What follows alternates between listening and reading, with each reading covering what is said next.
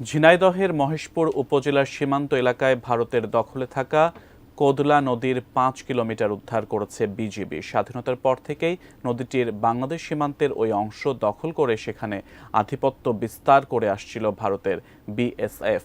৬ জানুয়ারি দুপুরে উপজেলার মাটিলা সীমান্তে কোদলা নদীর পাড়ে সংবাদ সম্মেলন করে এ তথ্যটি নিশ্চিত করেন বিজিবি মহেশপুর ৫৮ ব্যাটালিয়নের অধিনায়ক লেফটেন্যান্ট কর্নেল আজিজুস শহীদ।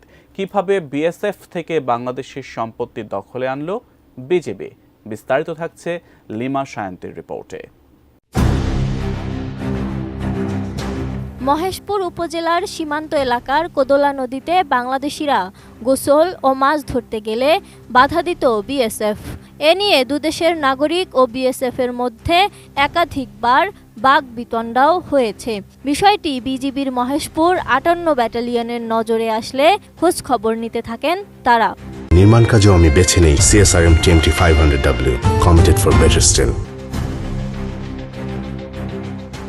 এরপর বিজিবি প্রথমে বিভিন্ন নথিপত্র, স্থানীয় প্রশাসন ও মানচিত্র থেকে নদীটির প্রকৃত অবস্থান সম্পর্কে অনুসন্ধান করে নিশ্চিত হন বিএসএফ এর অবৈধ আধিপত্য বিস্তার রয়েছে এই নদীটিতে। তাদের অনুসন্ধানে বেরিয়ে আসে নদীটির মাটিলা এলাকায় ৪.৮ কিলোমিটার এলাকার আসল মালিক বাংলাদেশ।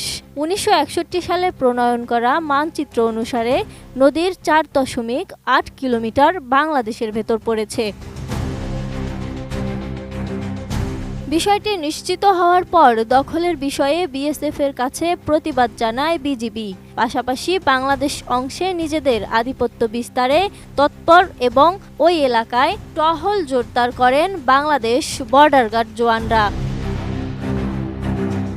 পরে ৫৮ বিজিবির সদস্যরা সাহসিকতা ও পেশাদারিত্বের সঙ্গে কোদলা নদী নিজেদের আয়ত্তে আনতে সক্ষম হয়। বর্তমানে বিজিবি সদস্যরা সেখানে প্রয়োজনীয় জনবল বৃদ্ধির পাশাপাশি ওই এলাকার জন্য যন্ত্রচালিত বোট এবং নদীর পাড়ে দ্রুত টহলের জন্য অল ট্রেইন ভেহিকেল বরাদ্দ করেছে।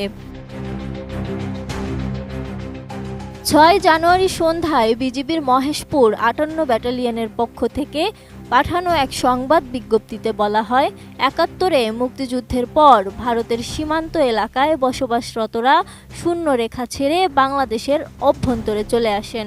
এরপর থেকে কোদলা নামের এই নদীটিতেও আধিপত্য বিস্তার করে আসছিল বিএসএফ।